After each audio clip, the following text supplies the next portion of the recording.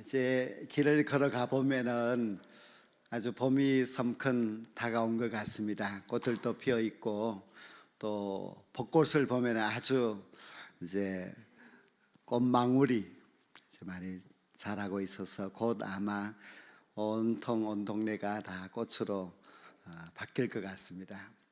들과 산에 꽃이 활짝 피는 정말 아름다운 봄이 우리에게 성큼성큼 다가오고 있습니다. 그런데 참 이 봄이 다가오고 있는데 우리 그리스도인들은 참 마음이 좀 좋지 않습니다. 왜냐하면 하필 이렇게 좋은 봄에 사순절이 있어요. 그래서 이 사순절은 예수님의 고난과 십자가를 생각하고 우리도 고난에 동참하고 또 절제 생활도 해야 되고 하니까 참 힘듭니다. 매년 봄만 되면은 사순절이 우리의 기분을 좀 안 좋게 하는 것이 사실이고 그렇습니다. 우리가 예수를 믿고 있는 동안에는 어쩔 수가 없는 것 같습니다. 그 옛날 예수님께서도 그 봄이 오는 따뜻한 길을 걸어서 예루살렘으로 올라가십니다. 예수님께서 예루살렘에 가셨을 때에 고난 십자가가 기다리고 있었지요. 그리고 이렇게 좋은 화창한 봄에 예수님께서 그 무거운 십자가를 지고 골고다 언덕에서 죽으셨습니다. 우리 예수님께서 그 고난 당하신 것을 우리가 생각을 한다면은 우리는 이 따뜻한 좋은 계절 봄이지만은 그래도 주님을 더 깊이 생각하고 그리고 주님의 십자가의 그 은혜를 감사하며 보낼 수 있는 그런 주님의 귀한 제자들이 다 될 수 있기를 간절히 축원합니다. 예수님께서 예루살렘으로 가시려고 하실 때에 제자들에게 내가 예루살렘에 올라가게 되면은 장로들과 대제사장들과 서기관들에게 심한 고난을 당하게 되고 그리고 죽임을 당하게 되리라 그렇게 말씀을 하셨습니다.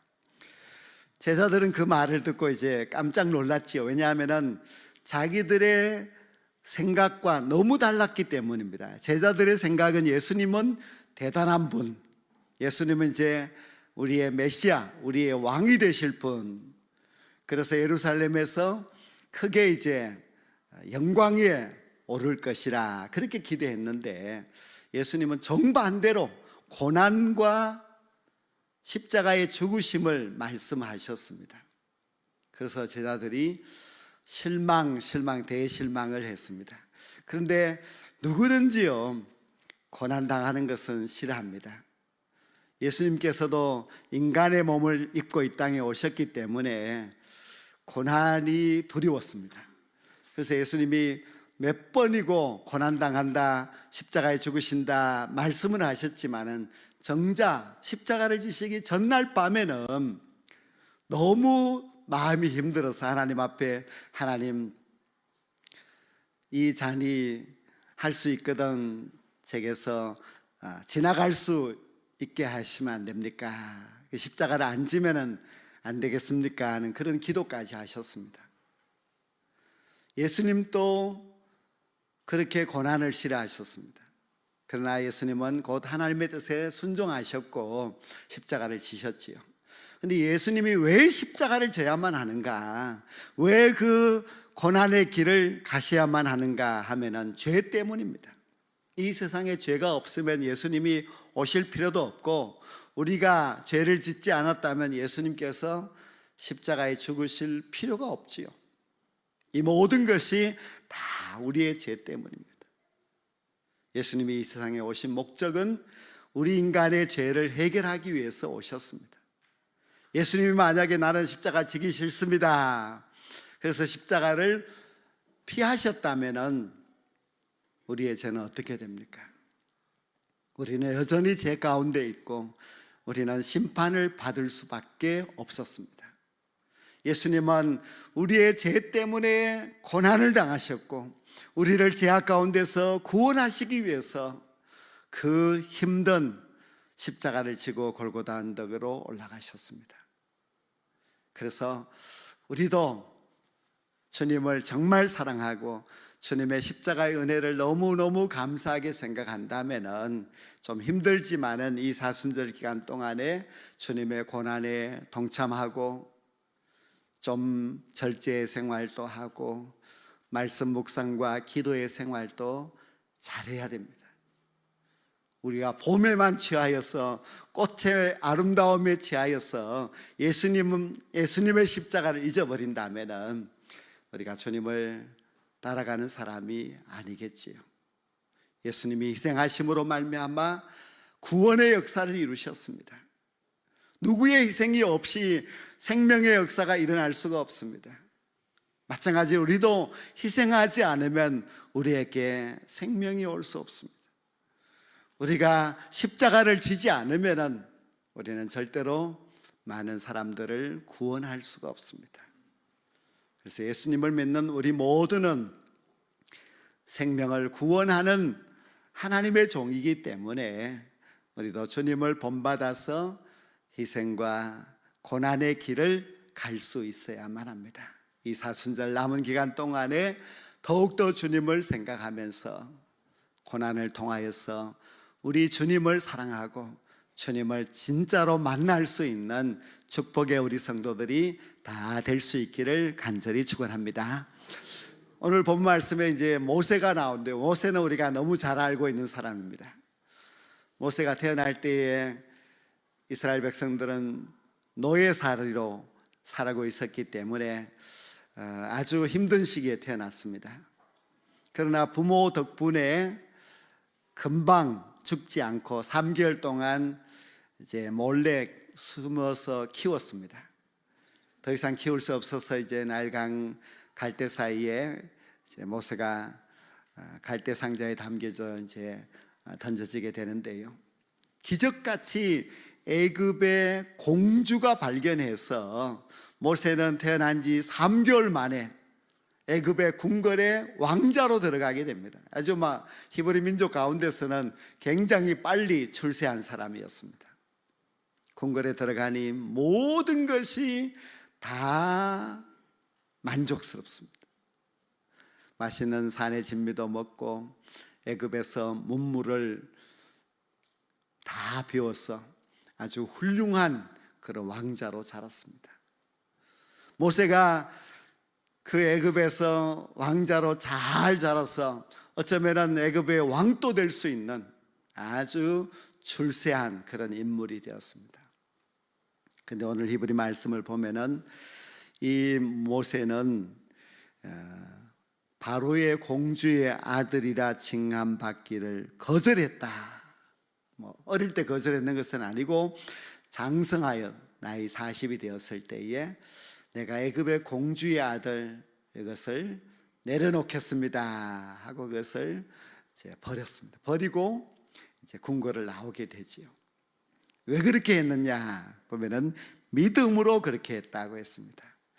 모세가 어느 날 갑자기 믿음으로 왕자의 자리를 박차고 나왔습니다. 이것은 우리가 생각할 때에 도저히 이해가 되지 않는 정신이 없는 그런 행동이었다 할 수 있습니다. 애굽의 궁궐이 얼마나 좋습니까?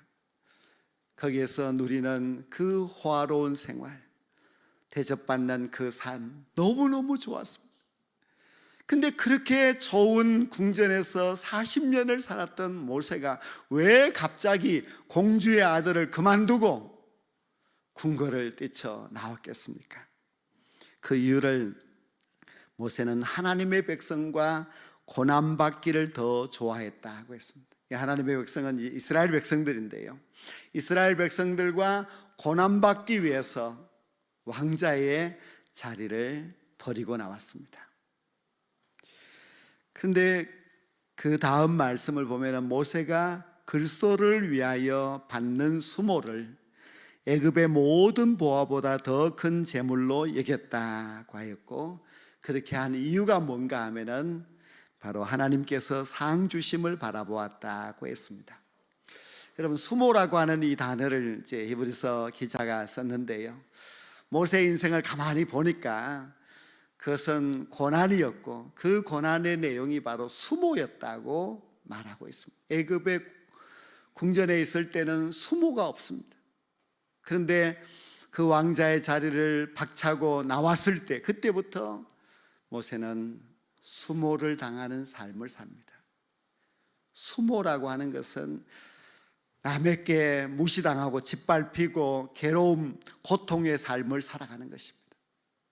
그래도 처음 40년 동안에는 미디안 광야에서 양치기로 살았으니까 마음은 편했겠지요.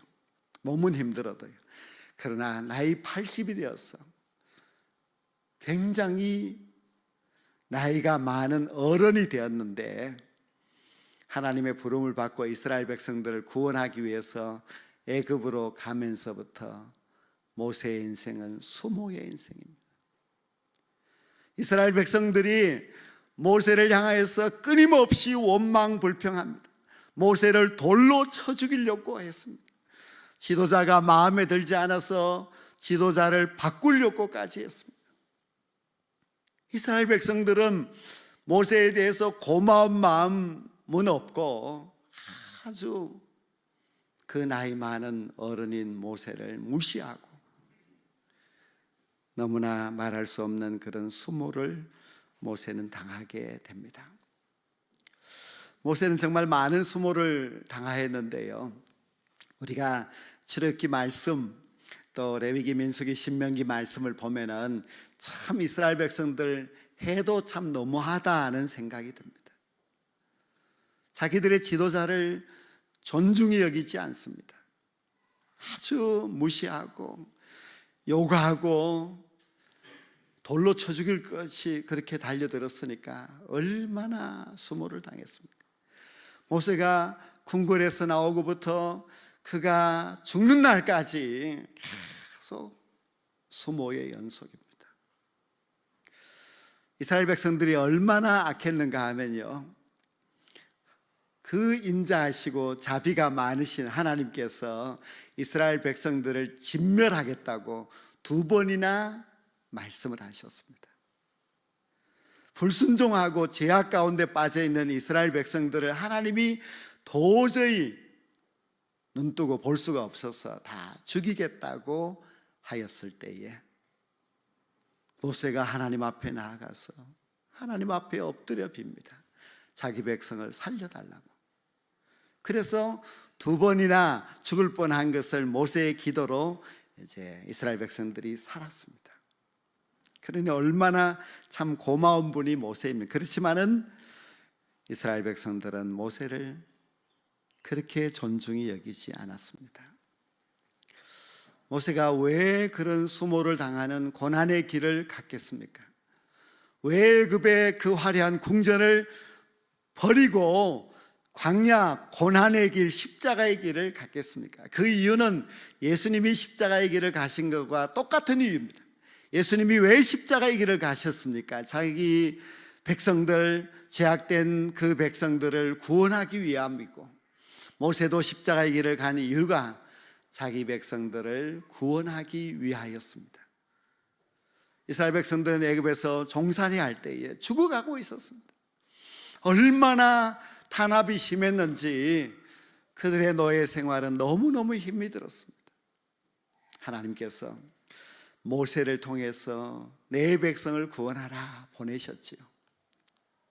그들이 광야에 나와서 40년 동안 가나안 땅을 향해서 갈 때도 이스라엘 백성들은 죄로 말미암아 죽을 수밖에 없었습니다. 그러나 모세가 자기 백성을 구원하고 모세가 자기 백성을 가나안 땅으로 인도하기 위해서 참 죽을 고생을 하면서 얼마나 애를 썼는지 모릅니다. 모세의 고난은 자기 민족을 위함이요, 모세의 그 힘든 십자가의 길은 자기 백성들을 구원하여 그들을 가나안 땅으로 인도하기 위함이었습니다. 만약에 모세가 나는 그런 거 다 싫습니다, 애굽의 궁궐이 좋습니다, 왕자가 좋습니다 하고 그 자리에 머물렀다면 아마 모세는 애굽의 궁궐에서 일생 동안 잘 먹고 잘 살았겠죠. 그러나 그의 이름은 성경에 기록되지 않았습니다. 모세가 화려한 그 영광만 쫓아서 살았다면은 모세는 이스라엘 백성들의 지도자가 될 수도 없고 또 이스라엘 백성들을 구원하는 구원자도 될 수가 없었습니다. 그러나 그가 그 모든 것을 버려두고 고난의 길, 힘든 그 길을 갔기 때문에 그는 이스라엘 민족의 위대한 지도자가 되었고, 그리고 그의 그 이름이 영광스럽고 하늘에서 받을 상도 너무너무 큽니다. 왕궁에서 살았던 왕자가 그렇게 80년 동안 텐트 치고 텐트 안에서 살았습니다. 왕궁에서 산의 진미를 먹던 왕자가 광야에서 딱딱한 그 빵을 먹으면서 그렇게 살았습니다. 그러나 모세는 고난이 있었기에 많은 생명들을 살릴 수 있었고, 그가 십자가의 길을 걸어갔기 때문에 자기 민족을 구원할 수가 있었습니다. 주를 위한 고난은 영원한 영광이 될 수 있습니다. 주님을 위하여서 십자가에 지고 걸어가게 되면 그 길은 하늘의 축복이 있습니다. 그러나 십자가가 싫어서 십자가를 외면하면 생명도 없고 구원도 없고 하늘의 영광도 없습니다. 우리가 정말 이 길이 힘든 길이라 할지라도 우리가 고난의 길을 좋아하고 고난의 길을 갈 때만이 하나님이 우리에게 주시는 영원한 축복과 영광과 하늘의 상이 분명히 있는 줄로 믿습니다. 그러므로 우리가 이 길이 힘들고 어렵다 할지라도 이 길을 가는 자가 되어야 하고, 그리고 이 고난도 우리가 싫어하지 말고, 이 고난도 주를 위해서 당하는 고난이므로 이 고난의 길을 갈 수 있어야만 합니다. 예수님의 제자들은 예수님의 그 고난을 이해하지 못했습니다. 예수님께서 십자가에 달려 죽으시고 부활하시고 승천하셨습니다. 이제 제자들은 덩그러이 자기들만 남아있는데요, 지난날 예수님이 하셨던 말씀, 예수님의 십자가의 죽음과 부활, 이 모든 것을 곰곰이 생각해 볼 때에 이것이 바로 우리가 가야 할 길이라는 것을 깨닫게 됩니다. 그래서 모든 제자들이 다 이제는 주님의 뒤를 따라서 자기 십자가를 지고 그 고난의 길을 갔습니다. 그들의 가는 길은 멸시와 천대의 길이고 박해와 십자가에 죽는 순교의 길이었지만은, 그러나 제자들은 그 길을 갔습니다. 얼마나 힘들었는지 모릅니다. 주님을 따르는 길이 그렇게 쉽지 않았습니다. 만약 제자들이 그 길이 싫어서 나는 고향으로 가겠소 하고 고향으로 돌아가서 그냥 물고기나 잡고 살았다면 그들에게는 아무것도 없습니다. 주님이 이 땅에 계실 때에 제자들에게 이렇게 말씀하셨습니다. 다 버리고 주님을 따랐던 그 제자들은 천국에서 12보좌에 앉아 이스라엘 12지파를 심판하리라는 아주 영광된 자리에 대하여서 약속을 해주셨습니다. 고난이 싫어서 도망치지 않았고, 주님이 좋아서 주님의 뒤를 따라서 십자가의 길을 갔기 때문에 하나님의 나라에서 12보좌에 앉아서 12지파를 심판하는 그런 영광된 제자들이 될 수가 있었습니다.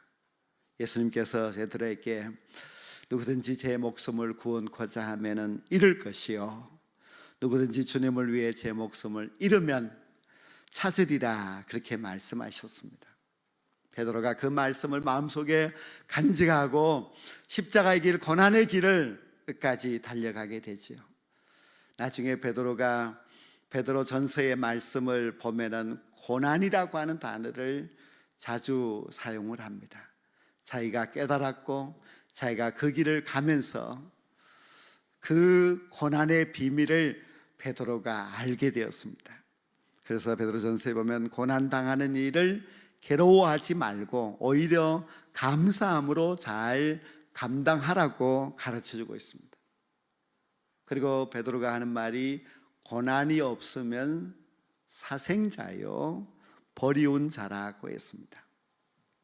고난이 없기를 우리가 다 좋아하고 고난이 없으면은 참 행복하고 축복을 받았다고 생각했는데, 베드로가 하는 말은 고난이 없으면은 하나님의 자녀가 아니고 버린 자다, 그렇게 말씀을 하고 있습니다. 그래서 우리가 고난에 대해서 다시 생각을 해야 되는데요, 꽃길만 걷는 것이 축복이냐, 고난을 당하는 것이 축복이냐? 주님을 위해서 고난당하는 것은 축복입니다. 예수님도 그 길을 갔고 제자들도 그 길을 갔습니다. 화려한 애굽의 궁궐에 살던 모세도 주를 위하여서 수모를 당하는 것을 애굽의 그 많은 보화보다도 더 좋은, 더 큰 재물로 여기면서 살았습니다.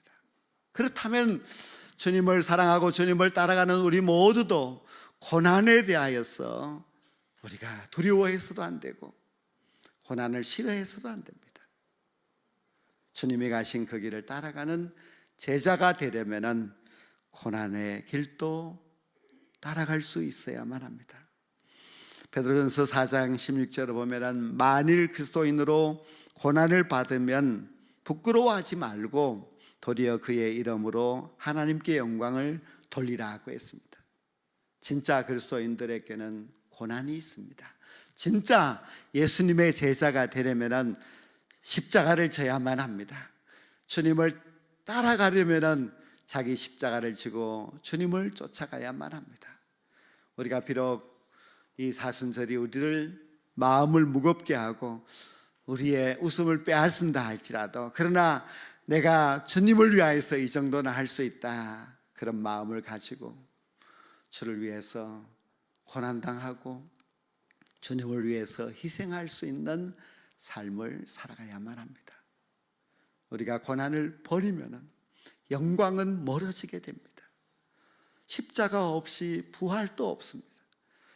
고난을 싫어하면 하나님의 나라, 그 영광은 우리에게 올 수가 없습니다. 진정한 그리스도인이라면 우리 주님을 본받아, 우리 제자들을 본받아 우리도 고난의 길, 십자가의 길을 갈 수 있어야만 합니다. 어쩌면 우리가 예수 믿는 것 이 자체부터가 십자가를 지는 삶이라고 할 수 있겠지요. 얼마나 많은 희생이 있고 얼마나 많은 주를 위한 그런 시간적으로 바치는 것이 있습니까? 그러나 시간을 바치고 우리의 물질을 바치고 우리의 몸을 바쳐서 주를 위해서 살아간다는 것, 이것은 굉장히 영광스러운 일입니다. 왜냐하면 이 길을 끝까지 가게 될 때에 하나님이 우리를 위해서 준비하신 하늘의 상이 있기 때문에 그렇습니다.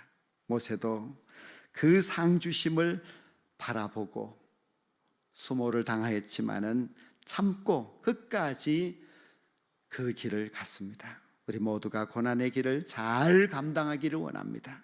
그리고 십자가 지는 주님의 제자가 되어서 끝까지 주를 위하여서 희생과 충성으로 사시다가 저 영원한 하나님의 나라에서 하나님이 모세에게 준비하시고 제자에게 준비하시고 우리에게 준비하신 그 영원한 상을 받아서 천국에서 영생복락을 누릴 수 있는 우리 모두가 될 수 있기를 주의 이름으로 간절히 축원합니다.